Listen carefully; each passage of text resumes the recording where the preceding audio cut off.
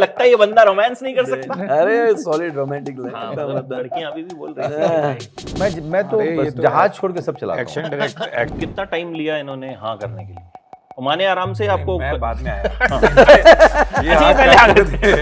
मैं ये लेके आए उनको। अच्छा इन्होंने ही बोला। सख्त हिदायत होती है कि 80 के ऊपर जाएगा तो मनोज जी उसको उतार देंगे वहीं पे और वो खुद चला के चले जाएंगे। वो कैसे आएगा उसको? तो वो कैसे आएगा वो जान लेंगे। ये साहब की डिमांड ये थी कि आप सर ये मुझे एक बार में चाहिए, एक फ्लो में 6 साढ़े 6 पेज। मैं आपको बता दूं 3 महीने की लगातार रोज की मेहनत गई है उस मोनोलॉग में। ऐसे प्रोड्यूसर के आप ऐसे लग जाएंगे, साला प्रॉब्लम हो जाएगी तो पिक्चर नहीं बनती। आई थिंक डर का इसमें कोई बात नहीं, हम एक अच्छे इंटेंशन के साथ कहानी कह रहे हैं और महादेव हमारे साथ हैं। एक बात मैं यकीन से कहता हूँ, जिस दिन ये लोग भी फिल्म देखेंगे उस दिन ये लोग भी तारीफ करेंगे। अच्छा, फिल्म में अगर मनोज वाजपेयी होते हैं तो हिट कराने के लिए एक ही बंदा काफी है, लेकिन प्रमोशन के लिए 3 बंदे आए हैं, धांसू बंदे अलग अलग अपने फील्ड के, एंड चौथा बंदा मैं भी धांसू अपने फील्ड का। जी सर क्या है ये बंदा? सबसे पहले तो ये बताइए। ये लॉयर हैं सोलंकी साहब, जिनकी एक बूढ़ी माँ है, एक छोटा बच्चा है, पत्नी है नहीं। तो बड़े सीधे साधे ऑर्डिनरी से आदमी, रोज सुबह कोर्ट जाते हैं, कोर्ट से आते हैं।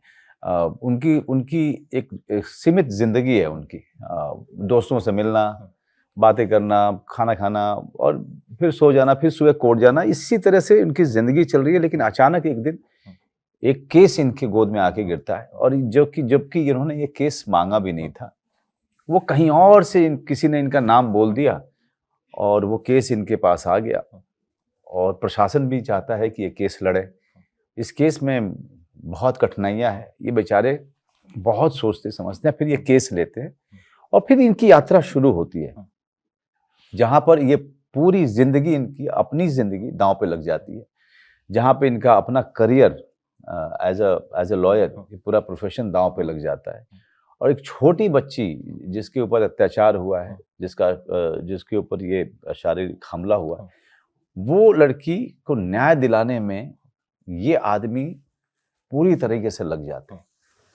तो ये पूरा जो प्रोसेस है शुरू से लेके अंत तक का कोर्ट रूम ड्रामा, ये बंदा है। और सोलंकी साहब वो ऑर्डिनरी आदमी हैं जिसकी जिंदगी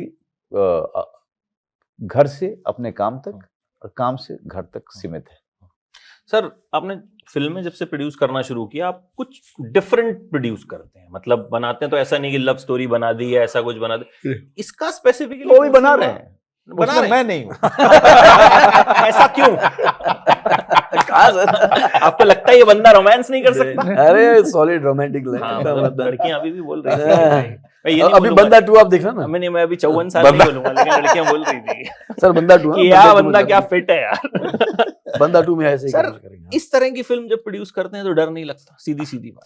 नहीं, देखिए आपने जैसे कहा ना कि अगर मनोज बाजपेयी जैसे बंदे का साथ मिल जाए, क्योंकि जब फिल्म की हमने कहानी जब मेरे पास आई थी, उसके बाद मैं सुपन के पास गया, हम दोनों मनोज सर के पास गए, उनको बोला सर ये है, ये पिक्चर बनानी है, आपके बिना बन नहीं सकती है। बिकॉज उस फिल्म में अगर मनोज सर के अलावा हमको कुछ दिख नहीं रहा था और कोई नहीं दिख रहा था, एंड अगर ये फिल्म नहीं करते तो होता भी नहीं, ये पिक्चर बनती नहीं। जब इनका हाँ आया कि हाँ ये फिल्म मैं करूंगा, then Apurva and script writers and सारे लोग मिलके, जब तक इन्होंने नाम हाँ नहीं बोला तब तक हमारी हिम्मत नहीं थी। लेकिन हिम्मत कब आती है? आप जब साथ में ऐसे लोग मिल जाते हैं कि जो आपको बोलते हैं नहीं यार जो भी कर रहा है राइट कर रहा है, ये पिक्चर बननी चाहिए, तो एक प्रोड्यूसर बोलता है ठीक है मैं पैसा लगाता हूँ, कोई प्रॉब्लम नहीं है, then Fiji studio and then कारा मिलता गया। You need like minded people to basically support you and support the kind of stories you want to से।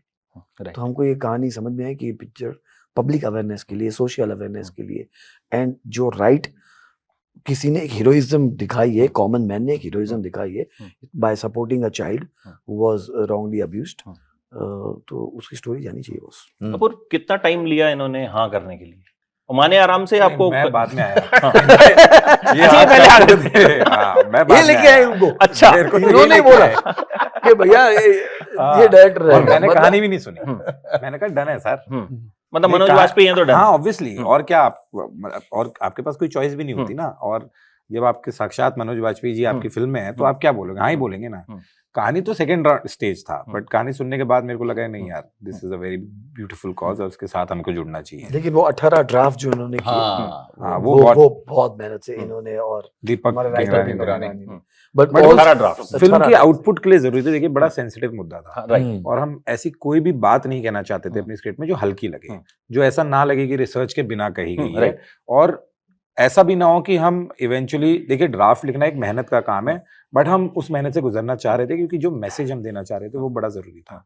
अगर हमारी फिल्म में कहीं पर भी चूक हो जाती ना तो वो मैसेज हम लोग नहीं दे पाते, तो इसलिए बहुत जरूरी था कि एक साल हमने जी जान लगा के 10 ड्राफ्ट तो हमने खुद ही आपस में कर लिए थे, फिर उसके बाद Manoj sir, Supan sir, Vinod sir, इन सब के बाद उसके बाद 8 ड्राफ्ट और हुए हैं।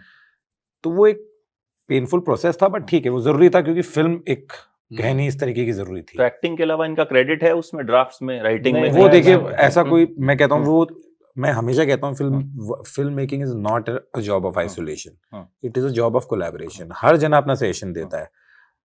अगर मैं तो चलिए डायरेक्टर हूँ, अगर कोई कल की डेट में जब विनोद सर एडिट देखते हैं कि यार मेरा ये सजेशन है, ये ऐसा हो सकता है, तो वो एक कंट्रीब्यूशन है क्योंकि we are all working for a common goal and that is a great film. तो I think it works like that in the film way. that has been pretty much, मतलब हर एक बंदे ने 10-10 बार पिक्चर देखी। Because Before you जरूरी find the film है fun सर, fan. It is not That's some light hearted exactly. Film जो हम ऐसे Yeah, we दिखा रहे can't हैं take a जिसमें chance. इसको लोग बहुत ध्यान से देखेंगे भी। सर आप जब कोई कैरेक्टर प्ले करते हैं तो जाहिर है हम मान के चलते हैं कि इसमें परफेक्शन होगी। एक आपने जो एक अपनी एक जगह बनाई है। वकीलों का जब हम एक पिक्चराइजेशन आता है, एक आता सनी देओल 2.5 किलो या अनिल कपूर, तो आपने जो तैयारी की पीसी सोलंकी साहब से मिले या किस, मतलब मैंने उनसे अलग मैं तैयारी की थी क्योंकि मैं चाहता था कि उनका पहले मैं कैरेक्टर बनाऊं, क्योंकि और उनका जो एसेंस है, मैं उनसे बात करता रहता था तो मुझे पता चलता था कि वो किस तरह के आदमी हैं, और जो भी उनके बारे में अवेलेबल है ऑन सोशल मीडिया, मैं थोड़ा थोड़ा करके मैं देखता रहता था, और उनका चेहरा भी वहाँ पे था, बहुत सारी जगह पे उनका चेहरा भी। तो मुझे लगा कि इस आदमी का जो एसेंस है उसमें सबसे बड़ी चीज क्या नजर आई कि आदमी बहुत ज्यादा साधारण आदमी है, पूजा पाठ वाले आदमी। इनकी बूढ़ी माँ है, एक बच्चा है उनका, पत्नी है नहीं।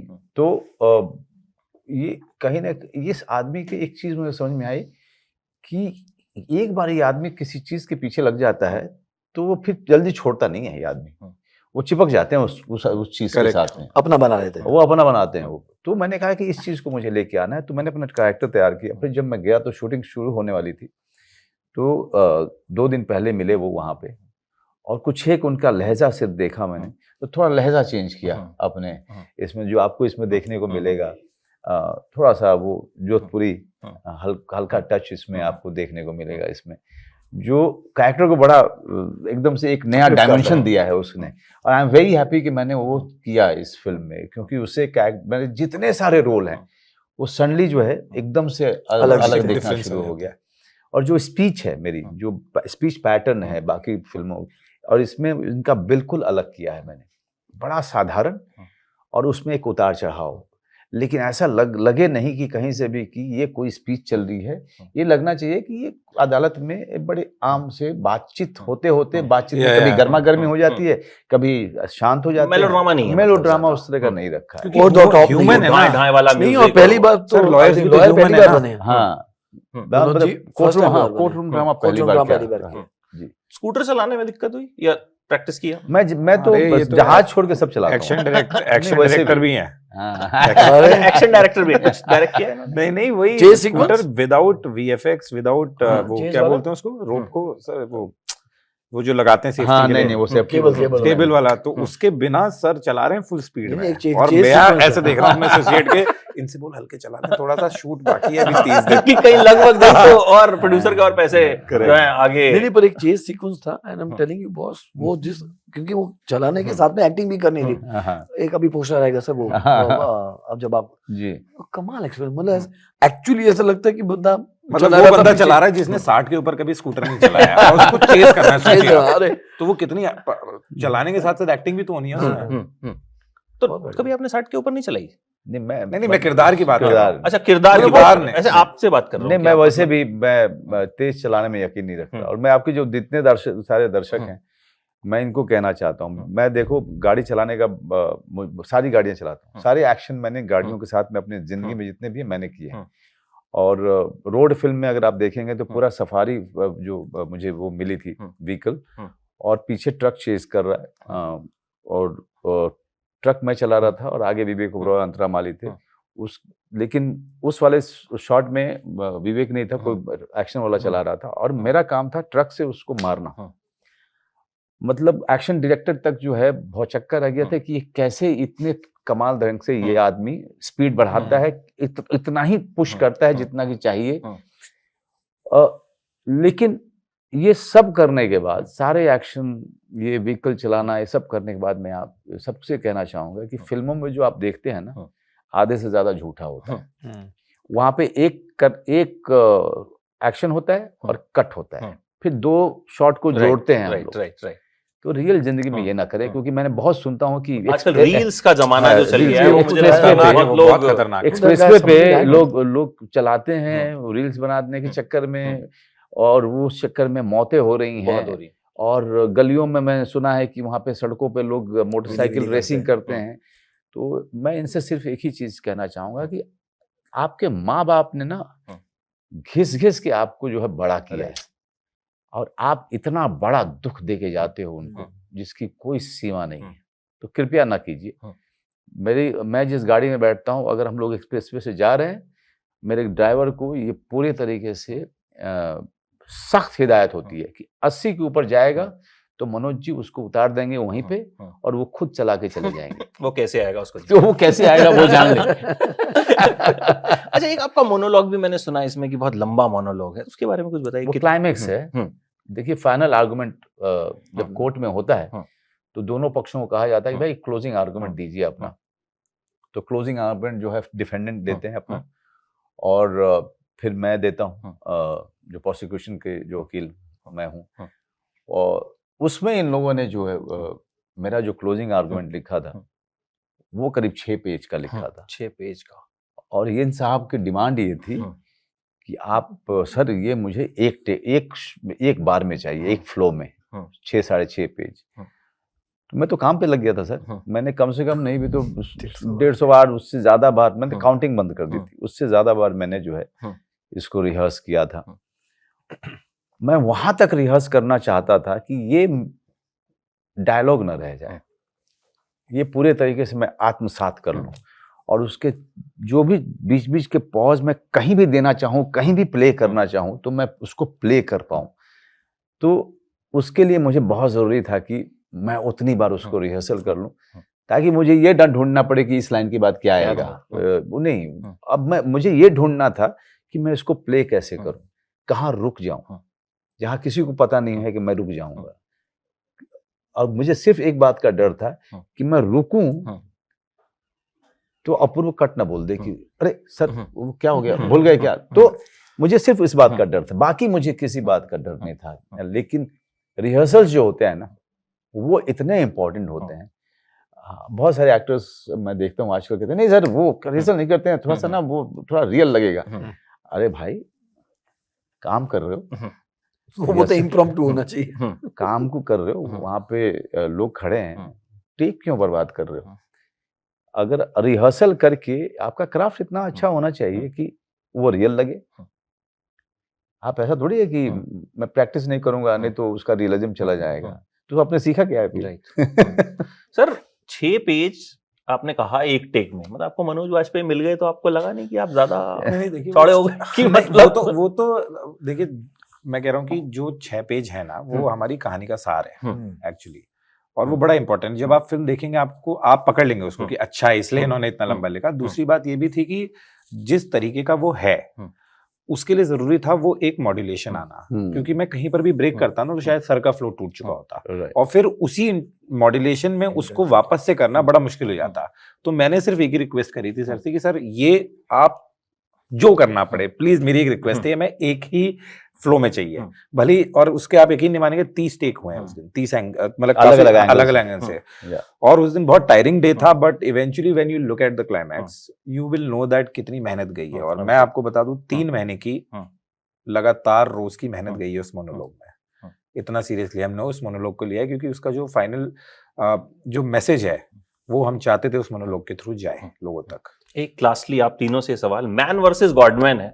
गॉडमैन कोई भी होता है, उसके फॉलोअर्स जरूर होते हैं, चाहे वो कैसा भी हो, सही हो गलत हो, क्योंकि हमारे देश में भक्त ज्यादा है, अंधभक्त मतलब उससे ज्यादा है। तो कहीं कोई डर कि जो फॉलोअर्स हैं कुछ बवाल करें या कुछ ऐसा, मतलब कोई दिमाग में कोई शंका?